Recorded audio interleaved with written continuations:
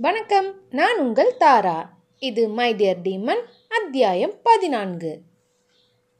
தியா சாப்பிட வந்து உட்கார்ந்தவள் எதுவும் பேசாமல் அமைதியாக இருக்கவும் அவள் முகத்தை பார்த்த தாத்தா, என்ன தியா, ஏன் உன் முகம் ஒரு மாதிரி டல்லா இருக்கு என்று கேட்கவும், தாத்தா நான் ஒரு பெரிய தப்பு பண்ணிட்டேன் என்று சொல்லவும் அவள் சொல்வதின் அர்த்தம் புரியாமல், என்ன தப்பு, என்னாச்சு என்று தாத்தா பதற்றத்துடன் கேட்க, நான் தீரன் ரூம்ல என்று அவள் சொல்ல ஆரம்பிக்கும் பொழுதே அங்கு தீரன் வந்து விட்டான்.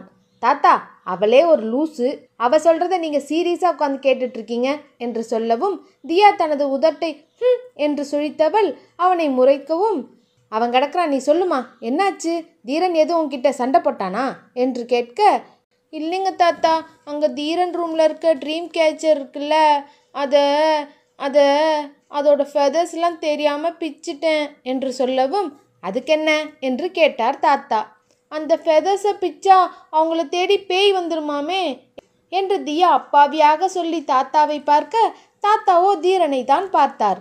தீரன் ஆமாம் என்று சொல்ல சொல்லி கண்ணை காட்டவும் தாத்தா அதை புரிந்து கொண்டார். அதை ஏமா நீ போய் பிச்ச என்று கேட்க, தெரியாம பிச்சிட்டேன் தாத்தா என்றாள் பாவமாக. சரி சரி, அதெல்லாம் ஒன்றும் இல்லை, பயப்படாத என்று சொல்லிவிட்டு தாத்தா சிரித்து கொண்டே அங்கிருந்து செல்ல தியா பயந்து கொண்டே ஆஃபீஸிற்கு தீரனுடன் கிளம்பினாள். தியாவை அழைத்து கொண்டு தீரன் தனது காரில் ஆஃபீஸிற்கு சென்று கொண்டிருக்க அப்பொழுது தியா எதுவும் பேசாமல் வெளியே வேடிக்கை பார்த்து கொண்டு வந்து கொண்டிருந்தாள். அவளது முகத்தை பார்த்த தீரனுக்கு, இவளை இன்னும் கொஞ்சம் டீஸ் பண்ணி பார்த்தா என்ன என்று நினைத்தவன் சட்டென்று திரும்பி தனது இருக்கையின் பின்புறத்தை பார்த்தான். தீரன் அருகில் இருந்த தியாவிற்கு ஒன்றும் புரியவில்லை. திரும்பி திரும்பி பின்னாலேயே அவ்வப்பொழுது பார்க்கவும், என்ன தீரா பார்க்குற என்று தியா கேட்க, இல்லை பின்னாடி யாரோ உட்கார்ந்திருக்க மாதிரியே இருக்கு அதான் என்று சொல்லவும் தியா காரின் பின்பக்கம் பார்க்க அங்கு அவளுக்கு எதுவும் தெரியவில்லை. அங்கே யாரும் இல்லையே என்று சொல்ல, இல்லை எனக்கு என்னமோ உனக்கு பின்னால் யாரோ இருக்க மாதிரி தெரிஞ்சுது, சரிவிடு என்று தீரன் சொல்லவும், ஐயோ என்ன சொல்ற என்று கேட்டவள் திரும்பி பார்க்க அங்கு யாரும் இல்லை. ஐயோ தியா, உன்னை தேடி பேய் வந்துருச்சு போல இருக்கே என்று வாய்விட்டு தியா சொல்லவும் தீரன் சிரித்து விட்டான். ஏன் அப்படி சிரிக்கிற தீரா, என்னை பார்த்தா உனக்கு கிண்டலா இருக்கா என்று தியா கோபப்படவும், ஹே ரிலாக்ஸ், நான் எதுவும் சொல்லலை, ஓகேவா என்றவன் அவளை சமாதானப்படுத்த இருவரும் ஆஃபீஸிற்கு சென்றனர். அன்றைய வேலைகளை பார்த்து கொண்டிருந்த தீரன் அதற்கு பிறகு அவளிடம் இதை பற்றி எதுவும் பேசவில்லை. அவளும் இதை பற்றி மறந்தவள் சந்தோஷமாக தனது வேலைகளை பார்த்து கொண்டிருந்தாள். மதியம் லஞ்சுக்கு எல்லோரும் சென்றுவிட தியாவும் தனது வேலைகளை முடித்தவள் தீரனிடம் வந்தாள்.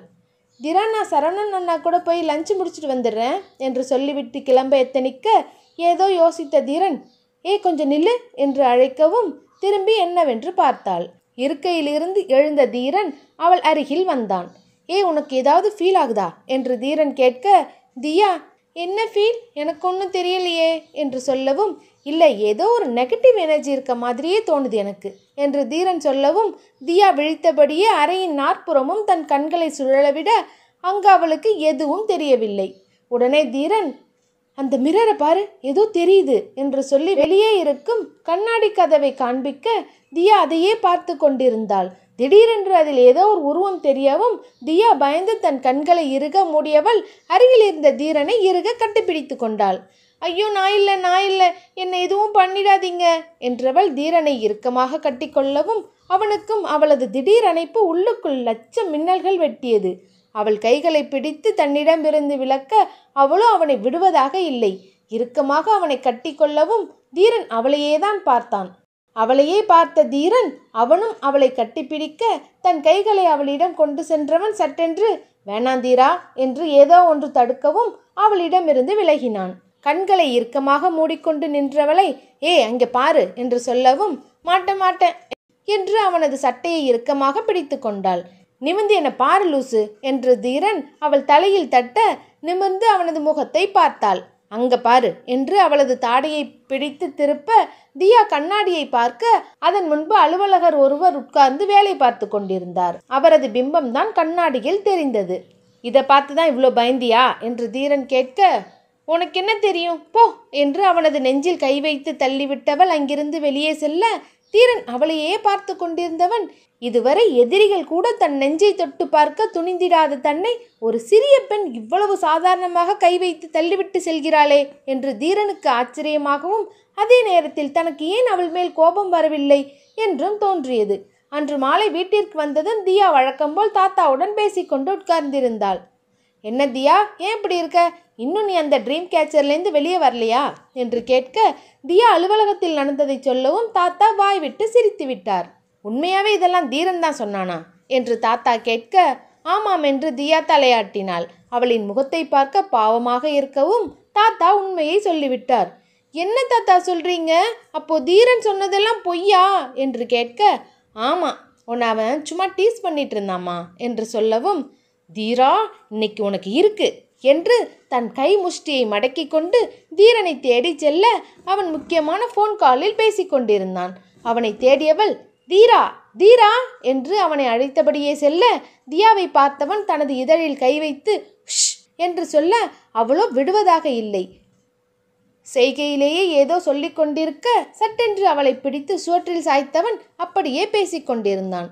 தனக்கு மிக அருகில் நெருங்கி இருந்த தீரனை தியா அவனது முகத்தையே பார்த்து கொண்டிருந்தாள்.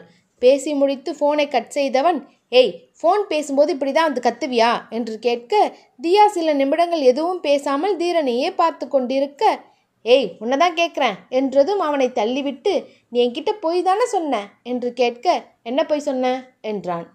பேய் வரும்னு போய் தானே சொன்னேன், தாத்தா எல்லாத்தையும் சொல்லிட்டாரு என்று சொல்லவும், ஓ சொல்லிட்டாரா என்றவன் மீண்டும் தனது ஃபோனை பார்க்க, அப்போ நீ வேணும்னு என்னை டீஸ் பண்ணதானே இதெல்லாம் சொன்ன என்று கேட்டபடி அவன் கையில் இருந்த ஃபோனை பிடுங்கினாள். இதில் அவனுக்கு என்ன சந்தேகம்? ஆமாம் என்றான். உன்ன என்ற தியா அவனை அடிக்க ஆரம்பிக்கவும் அவள் கையை பிடித்து தடுத்தவன் தன்னோடு சேர்த்து இணைத்து கொள்ள அவனது செயலால் அப்படியே உறைந்து போய் நின்றாள் தியா. தீரனின் மூச்சுக்காற்று தியாவின் மேல் படவும் பெண்ணவளின் தேகம் கூச்சத்தில் நெளிய அவள் கையில் இருந்து தனது ஃபோனை பிடுங்கியவன் அவளை விட்டு விலகி அங்கிருந்து சென்று விட்டான். விறுவிறுவென்று அங்கிருந்து சென்று விட்டான். ஏய், என்கிட்ட இருந்து தப்பிச்சு போறியா? நீ எங்கே போனாலும் விட மாட்டேன் என்று சொல்லி தியாவும் அவன் பின்னாலேயே சென்றவள் அவனை தொந்தரவு செய்து கொண்டே இருந்தாள். இவர்கள் இருவரையும் பார்த்து தாத்தாவிற்கு சந்தோஷமாக இருந்தது. வெறுமையாக இருந்த தீரனுடைய வாழ்க்கையில் தியா வந்த பிறகு அவன் இழந்த குழந்தைத்தனம் சந்தோஷம் எல்லாம் தியா மூலமாக தீரனுக்கு இப்பொழுது கிடைத்து கொண்டிருக்கிறது என்று நினைக்க அவர் கண்கள் ஈரமாகியது. தீரன் எப்பவுமே இதே போல இருக்கணும், அதுக்கு இந்த தியா அவன் கூட இருக்கணும் என்று சொல்லி வானத்தை பார்த்து கடவுளுக்கு நன்றி சொன்னார் தாத்தா. அன்று இரவு படுக்கைக்கு சென்ற தியா தனது இஷ்ட தெய்வங்களை எல்லாம் வணங்கியவள் பிறகு படுக்க தனது சோஃபாவை பார்த்தாள். ஏதோ யோசித்தவாறு தீரனுக்கு அருகில் வந்து படுக்கவும் சட்டென எழுந்து கொண்டவன், ஏய், இங்கே எதுக்கு வந்து படுக்கிற என்று கேட்க, நீ தானே என்னை பயமுறுத்தின, இன்னைக்கு நான் உன் கூட தான் படுக்க போறேன் என்று சொல்லி அவன் அருகில் வந்து படுக்கவும், ஏய், அதெல்லாம் முடியாது, எந்திரி என்று விரட்டினான். தீரா, நான் பாவம்ல என்று தன் முகத்தை சுருக்கி கொண்டு கேட்க அவனது மனமும் அவளை ரசிக்க ஆரம்பித்து விட்டது. தீரா ப்ளீஸ் என்று தியா கேட்க, வேண்டாம் தீரா, அவகிட்ட ஸ்லிப் ஆயிடாத என்று தனக்கு தானே சொல்லி கொண்டான். அவளோ ஹாயாக அவன் அருகில் வந்து படுத்து விட்டாள். ஏ லூசு, ஒரு பொண்ணா உனக்கு கூச்சமாவே இல்லையா என்று தீரன் கேட்க, ஓ நான் பொண்ணு இல்லை என்று தியா சொல்லவும், எனக்கும் அதே டவுட்டு தான் என்றான் தீரன். உடனே அங்கிருந்த தலையணையை எடுத்த தியா தீரனை அடிக்க அவனும் அவளை தலையணையால் அடித்தான். ஏய், மரியாதையா எந்திரிச்சு போ என்று சொல்லி அவளை பிடித்து இழுக்க அங்கிருந்து எழுந்த தியா, சிப்போ லூசு, கேன புடாக்கு என்று திட்டிக்கொண்டே சோஃபாவில் சென்று படுத்தாள் தியா. வாட், புடாக்கா? இதெல்லாம் என்ன லாங்குவேஜ் என்று தீரன் கேட்க அவளோ பதில் சொல்லாமல் போர்வையை எடுத்து போர்த்தி கொண்டு படுத்து விட்டாள். படுத்தவள் சற்று நேரத்தில் உறங்கிவிட தீரன் அவள் சொன்னதை நினைத்து சிரித்துவிட்டு கண்கள் மூட அவனுக்கு நிம்மதியான உறக்கம் அன்றுதான் வந்தது. காலை எழுந்ததும் தீரன் தியா படுத்திருக்கும் சோஃபாவை பார்க்க அவள் இல்லை. தினமும் அவள் முகத்தை தேடும் தன் மனதை கடிந்து கொண்டவன், காலையிலேயே எந்திரிச்சிட்டாளா, இன்னைக்கு தான் சண்டே லீவ் ஆச்சே, எங்கே போனா என்று யோசித்தவன் தன் அன்றாட வேலைகளை தொடங்கினான். வழக்கம்போல் உடற்பயிற்சி செய்ய கீழே வந்த தீரன் தியாவை பார்த்து அப்படியே ஃப்ரீஸ் ஆகி நின்று விட்டான். அங்கு தியா லாங் ஸ்லீவ் ஒயிட் டிஷர்ட்டுடன் ஆலிவர் கிரீன் ஸ்கர்ட்டை அணிந்து ஒரு அழகான மல்டி கலர் ஸ்டோலை கழுத்தில் சுற்றியபடி அளவான மேக்கப்புடன் ஃப்ரீ ஹேரில் அட்டகாசமாக தயாராகி இருந்தாள் தியா. இதோட இந்த எபிசோட் முடியுது. நெக்ஸ்ட் எபிசோடில் மீட் பண்ணலாம். இந்த ஸ்டோரி உங்களுக்கு பிடிச்சிருந்தா மறக்காமல் லைக் பண்ணுங்கள், ஷேர் பண்ணுங்கள், உங்களோட கருத்துக்களை கமெண்ட் பண்ணுங்கள். அடுத்த அத்தியாயத்தில் மீட் பண்ணலாம். டாடா.